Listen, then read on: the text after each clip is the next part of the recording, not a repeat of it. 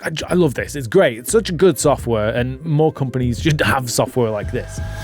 Over the last few years, I've had a real love-hate relationship with my microphone setup. I've tried a plethora of different options ranging from like $50 all the way up to like $400. However, if you are a new creator and you don't want to get into like interfaces and XLR microphones, you just want something that works, I still think the Elgato Wave 3 is the best microphone for beginner creators. This is the Elgato Wave 3. It's a USB condenser microphone designed for content creation and live streaming. Coming in at around $150, it connects via USB-C, has a headphone jack to monitor your audio, and has a clickable dial to control your mic gain, headphone, and PC volume. Elgato actually designed this microphone in partnership with Lewitt, so you know the audio quality is going to be great. But the reason I recommend this microphone over other like budget options out there isn't the actual audio quality, it's more because of the Wavelink software that comes included with this. I'll talk a little bit more about the Wavelink software later on in this video, but for now, what do you actually get in the box when you purchase the Wave 3? So obviously in the box you get the microphone itself as well as an attachable screw-on mic stand. You also get this box of accessories which includes a USB-C cable and this little adapter to attach it to mic arms, and finally you get this, which is a quick start guide for the microphone and software. I've said it before and I'm going to say it again, that Elgato know exactly the type of creator they're aiming this type of tech at. Obviously they aren't aiming at the really high-end professional audiophile style creators because they're going to go out there and spend thousands of dollars on like a microphone setup. Elgato are aiming more at like the average streamer or creator, just people that want to upgrade from the bare bones basic cheap stuff to something that's going to look good on camera, which obviously this does, especially in the white colorway, something that is also easy to use, which this is, especially when you pair it with the software, which I'm still going to talk about later on, and also something that sounds good, which as you can hear does sound pretty great. However, I am going to be honest and say yes, this microphone does have a couple of filters on it. I've got like a noise gate, an EQ, a compressor, a limiter, I think. So I'm going to take off all those filters so you can hear exactly what this microphone sounds like straight out of the box. And as you can hear, this is exactly the type of sound you would get if you just took this microphone out of the box, plugged the USB into like your PC or something and started talking. This is how it would sound, which honestly doesn't sound the worst. It's a nice neutral, basic, clean sound. Something to mention though is obviously this microphone is a condenser microphone, which is really good at picking up clarity and detail and all the nuance in your voice. It's really good at audio quality. But one downside to a condenser microphone is it's also potentially going to pick up a little bit more room sound and background noise compared to like dynamic microphones. There's always going to be a trade-off depending on which microphone you choose. So obviously bear that in mind. Overall, this microphone isn't the worst at picking up background sound because I've obviously got a whole bunch of fans on in my room. My PC's like 2 feet away from me. There's cars just outside my window here and I've got noisy neighbors, which isn't ideal, but as you can hear, it still sounds pretty clean, pretty great, and is more than usable for probably your content as well. Okay, editor Andrew here that kind of forgot to mention a couple of features about the Wave 3. The first of which is the Wave 3 has a mute button built into it, so you can press this button just on top and obviously it'll just stop your microphone whenever you need it to. And also it has a feature built into it called Clip Guard, which is super useful for stopping your microphone being too loud and distorting and clipping and just hurting your audience's ears. Basically, you can turn that on in the software and it will just stop everything from being too loud. It's so useful, especially for people that don't really know how to use filters or set up a microphone correctly. So good, let's get back to the video. It's all well and good me saying how nice this microphone sounds, but you as an audience don't really have a frame of reference. So I figured we should probably grab some other USB microphones and try and compare them to see how they sound. Nothing that happens is ever forgotten, even if you can't remember it. Nothing that happens is ever forgotten, even if you can't remember it. Nothing that happens is ever forgotten, even if you can't remember it. Nothing that happens is ever forgotten, even if you can't remember it. Obviously, if you was paying attention there and listening on your headphones, which I hope you were, you would have noticed the wild variety in audio quality and audio volume between these four microphones, because some of them, especially these cheap ones, were quite quiet compared to the Elgato Wave 3, which is something important to note is the fact that the Elgato Wave 3 is currently only using about 20, maybe 30% of its preamp power. I've got a whole bunch of lights left to lit up. I've only got five lights out of the 7 left to light up, and that's how loud this microphone is currently. Whereas these cheaper ones, the ones that are like $80, $100, something like that, these ones almost maxed out on their preamps, which isn't great because obviously it's too quiet to start with, which means I then have to boost it in post using filters, and it's just going to add in more hiss and hum and background sound and not sound great. Whereas this one, because the preamps are so low, will hopefully avoid a lot of that like hiss and preamp noise that the cheaper ones are going to have. Speaking of background noise, I should probably demonstrate how this microphone copes in different audio situations, because obviously it's designed for live streaming and content creation, and you want to know how it's going to cope against things like keyboards or you moving around and stuff. Starting with off-axis rejection, and for those of you that don't know what that is, it's basically how well the microphone copes with audio that's not coming from directly in front of it. And it could be a good or a bad thing, because obviously if you're a creator, you're going to move around a lot, so you want to be able to be heard. But at the same time, if it cuts out side and like back noise, it's going to avoid a lot more background noise like cars driving by or fans in your room and stuff like that. So obviously this microphone sounds great directly, 90 degrees, straight in front of it.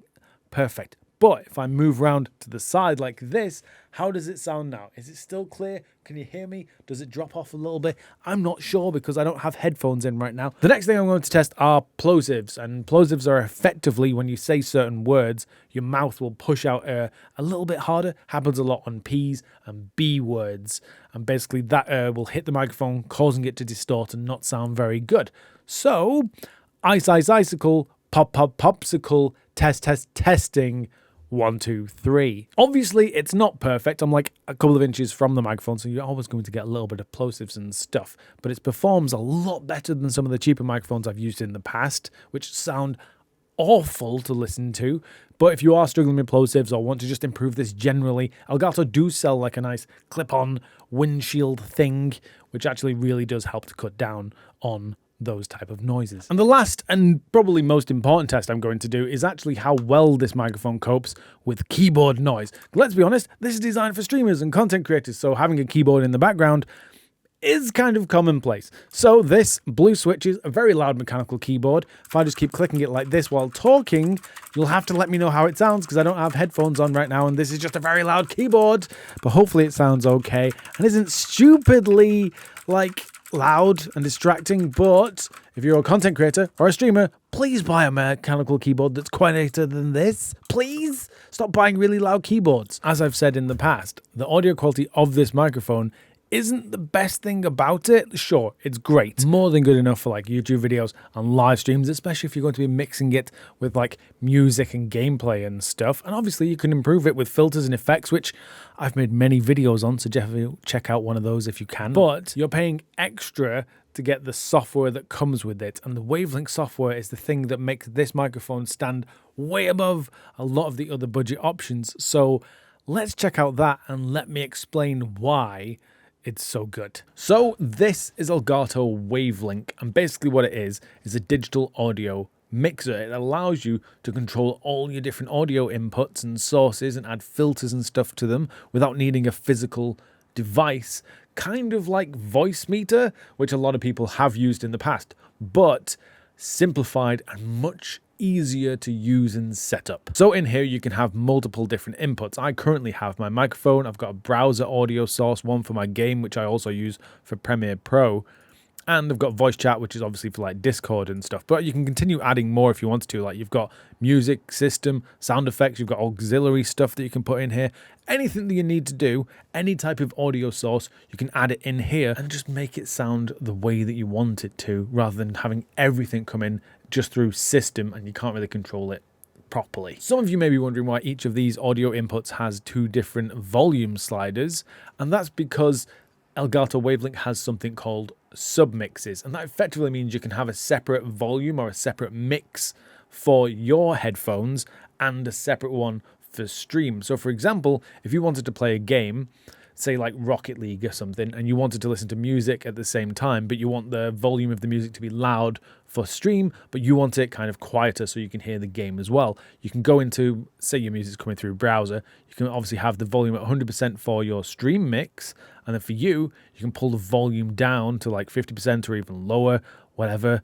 And then that means that obviously this would be quiet in your headphones, but still loud for the viewer. Obviously, it's great that you can control all your audio inputs and outputs in different volumes in here. But another thing is obviously you can have filters for your microphone in Wavelink, which is obviously in this menu here. I've got all these audio effects that I like to add to my microphone, and doing it in here rather than in OBS Studio means my audio is going to sound great everywhere. Whether I'm using Discord or in-game chat or even on like Zoom or something, my microphone's going to sound exactly the same. Whereas if I set up all my audio filters in OBS instead, it's only going to sound good on stream and not sound as professional or as clean in other software instead. Something Elgato recently added is this button here, which means I can record like a sample and change my effects while listening back to it in a loop, because it's very hard to talk and listen at the same time when you're trying to change effects. So for example, I can go test, test, test, 1, 2, 3, trombone, and then I can stop this. No idea why I said that, but I can then press play. Test, test, test, 1, 2, 3, trombone. And that'll just keep looping while I can turn on and off filters, make adjustments to like my EQ and stuff. Like when it loads in here, I can change all my like settings without having to record myself, play it back, guess, and just take hours like some software. Another great thing about Elgato Wavelink is the fact that it has different outputs. So you have one output, which is called your stream mix, which is basically obviously makes sense that you get sent out to OBS. It's your stream, what you want your audience to listen to.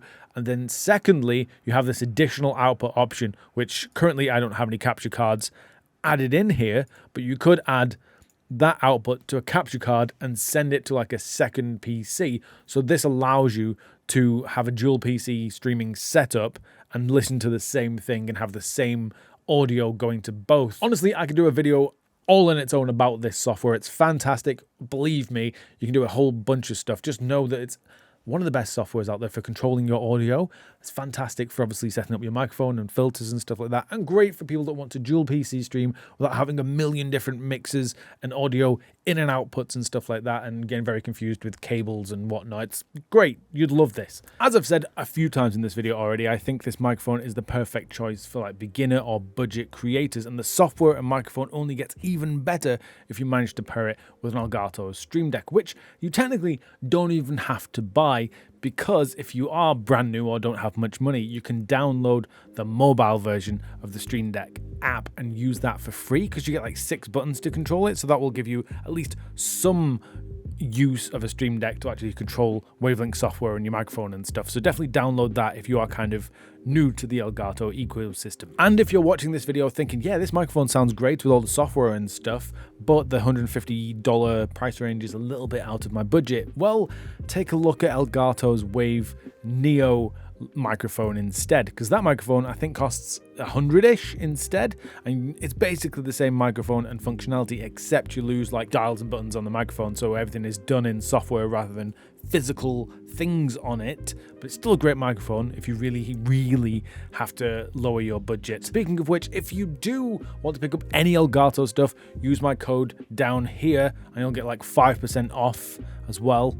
At least from the Elgato store, not from like Amazon or anywhere. So yeah. And if you do decide to pick up a microphone like this one, or at least one of the Elgato microphones, definitely check out this Wavelink video, which I made not too long ago, and I'll teach you how to make your microphone sound professional.